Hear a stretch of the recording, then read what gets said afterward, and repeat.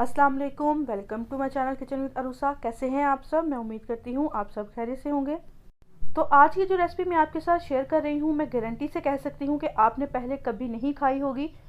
तो आज मैं बना रही हूँ चाइनीज़ चिकन कचौरी की रेसिपी। इस वीडियो में मैं आपको डिटेल से बताऊंगी कि किस तरह इसकी फोल्डिंग की जाती है, इसकी फीलिंग को कैसे मज़ेदार और खुशबूदार बनाया जाता है और किस तरह से ये बहुत ही फूली हुई, क्रिस्पी और क्रंची बनेगी।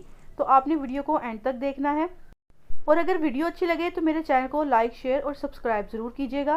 तो चलिए बिना टाइम वेस्ट किए ये मज़ेदार सी कचौरियाँ बनाना स्टार्ट करते हैं। तो सबसे पहले कचौरी के लिए डो रेडी कर लेते हैं। इसके लिए एक बॉल के अंदर मैंने 2 कप मैदा लिया है, आधा चम्मच नमक शामिल करेंगे और आधा चम्मच ही इसके अंदर साबुत ज़ीरा हमने हाथों से अच्छे तरीके से मसल कर इसके अंदर शामिल करना है। इससे बहुत मज़ेदार सा इसका फ्लेवर इन्हेंस हो जाता है। अब यहाँ पर 2 चम्मच घी शामिल करेंगे और इसको अच्छे तरीके से हाथों से मसल कर हमने इसको यकजान कर लेना है। अब यहाँ पर देखिए, इसको मसलते हुए तकरीबन 3 से 4 मिनट हो गए हैं। तो जब आप इसको मुट्ठी में बंद करेंगे तो इस तरह से इकट्ठा हो जाएगा और फिर आसानी से ये सेपरेट भी हो जाएगा। अब यहाँ पर इसके अंदर आधा कप पानी शामिल करेंगे। पानी हमने थोड़ा थोड़ा करके शामिल करना है और हमने इसकी थोड़ी हार्ड सी डो बना लेनी है। कचौरियों की डो हमेशा थोड़ी सख्त ही बनती है, इसको हमने बहुत ज़्यादा पतला नहीं करना। अब यहाँ पर इसको 1 से 2 मिनट के लिए हल्के हाथ से इस तरह से गूंद लेंगे। अब आप देखें कि आटा हमारा अच्छे तरीके से गूंद गया है। तो इसको इकट्ठा करके हम लोग सेट होने के लिए तकरीबन 15 से 20 मिनट के लिए रख देंगे, ताकि डो जो है वो हमारी अच्छे तरीके से सेट हो जाए।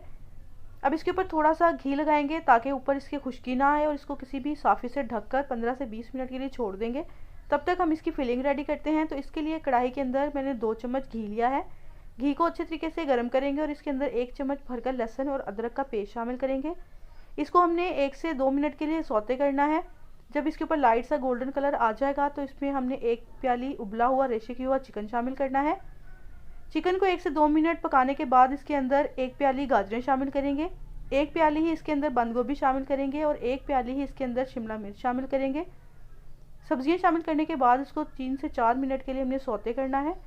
अब इसमें आधा चम्मच नमक शामिल करेंगे, आधा चम्मच धनिया पाउडर शामिल करेंगे, 1/4 चम्मच सुरख मिर्च का पाउडर शामिल किया है और 1 चम्मच ही इसमें काली मिर्च का पाउडर शामिल करेंगे, आधा चम्मच चिकन पाउडर शामिल करेंगे, 1 चम्मच चिली सॉस और 1 चम्मच ही इसके अंदर सोया सॉस का शामिल करेंगे। तमाम चीज़ें शामिल करने के बाद इसको अच्छे तरीके से हमने मिक्स कर लेना है। वेजिटेबल्स को हमने 3 से 4 मिनट के लिए मीडियम से हाई फ्लेम के ऊपर सौते कर लेना है, ताकि इनके अंदर थोड़ा बहुत जो पानी है वो खुश्क हो जाए। अब यहाँ पर देखें कि मसाला हमारा रेडी है। अब यहाँ पर आधी प्याली इसके अंदर चिली सॉस शामिल किया है। आप यहाँ पर इसमें केचप भी शामिल कर सकते हैं, लेकिन मुझे थोड़ा सा स्पाइसी पसंद है तो यहाँ पर मैंने चिली सॉस शामिल किया है। इसके बाद इसके अंदर यहाँ पर मैंने 1 प्याली मैकरोनी बॉयल करके रखी है, वो इसके अंदर शामिल करेंगे। मैकरोनी शामिल करने के बाद इसको 1 से 2 मिनट के लिए मज़ीद पकाएंगे, उसको ठंडा होने के लिए रख देंगे। अब यहाँ पर देखेंगे 15 से 20 मिनट में हमारी डो जो है वो अच्छे तरीके से सेट है। अब इसको 2 हिस्सों में डिवाइड कर लेंगे। डो को 2 हिस्सों में डिवाइड करने के बाद एक पार्ट हम लेकर इसका बड़ा सा पेड़ा बना लेंगे। इसके बाद काउंटर के ऊपर थोड़ा सा मैदा डस्ट करेंगे। इसके बाद जो हमने पेड़ा बना कर रखा है इसको पहले हाथ से थोड़ा सा प्रेस करेंगे और इसको गोल सी हमने शेप दे लेनी है। इसके बाद एक बेलन की मदद से इसको अच्छे तरीके से हमने बेल लेना है और आप देखेंगे मैंने कितनी बड़ी रोटी इसकी बेल ली है और इसकी मोटाई भी देख लें, हमने इसको बहुत ज़्यादा मोटा नहीं रखना। किसी भी एक गोल कटर की मदद से आप इसकी छोटी छोटी सी इस तरह से शेप काट लेंगे। यहाँ पर अगर आपके पास कटर नहीं है तो किसी भी स्टील के गिलास से आप इसकी शेप जो है वो काट सकते हैं। अब यहाँ पर जो बाकी एक्सेस आटा है इसको निकाल लेंगे और दोबारा से इसको इकट्ठा करने के बाद इसकी छोटी छोटी सी रोटियाँ बेल लेंगे। अब यहाँ पर देखें कि बहुत ज़्यादा मोटी नहीं है और बहुत ज़्यादा हमने इसको पतला भी नहीं रखना। अब इसकी एक रोटी उठाकर इसके ऊपर जो फिलिंग हमने रेडी की है वो रखेंगे। अब इसके कॉर्नर्स के ऊपर थोड़ा सा पानी लगाएंगे। अब एक दूसरी रोटी लेकर इसके ऊपर हमने रख देनी है, ताकि अच्छे तरीके से फिलिंग जो है वो हमारी कवर हो जाए। इसको हाथों से हमने अच्छे से प्रेस कर देना है। फिर इसके साइडों पे हम पानी लगा देंगे।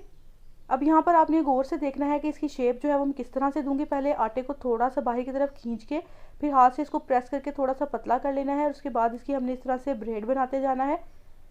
अगर आपको समझ ना आए तो आप इसको 1 से 2 बार देखेंगे तो यकीन करें कि आप आसानी से इसको बना लेंगे। आप देखेंगे मैं थोड़ी सी इसके कॉर्नर को प्रेस करके इसको अंदर की साइड पे फोल्ड करती जा रही हूँ। इसको आप एक दफ़ा जब खुद ट्राई करेंगे तो आपको बहुत आसानी से ये बनाना आ जाएगी। अब बाकी की सारी डो से भी हमने इस तरह से कचौरी की शेप जो है वो बना लेनी है।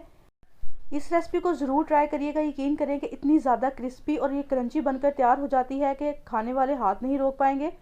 اب ان کو فرائی کرنا سٹارٹ کرتے ہیں. تو اس کے لیے کڑاہی کے اندر میں نے آئل کو گرم کر لیا ہے. اس کو ہم نے بہت زیادہ گرم آئل کے اندر نہیں پکانا.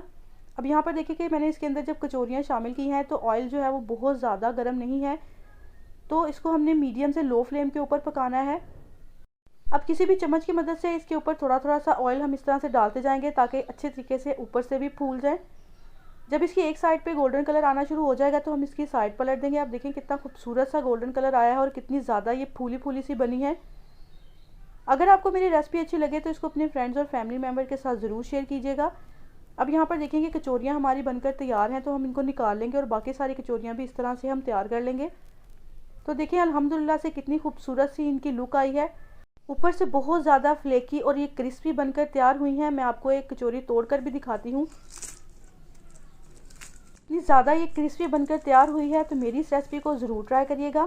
اس کے علاوہ اور بھی بہت سارے سحر و افطار سے ریلیٹڈ ریسپیز کے لیے, ڈفرینٹ سنیکس کی ریسپیز کے لیے میرے چینل کو ضرور وزٹ کیجیے گا. اللہ حافظ.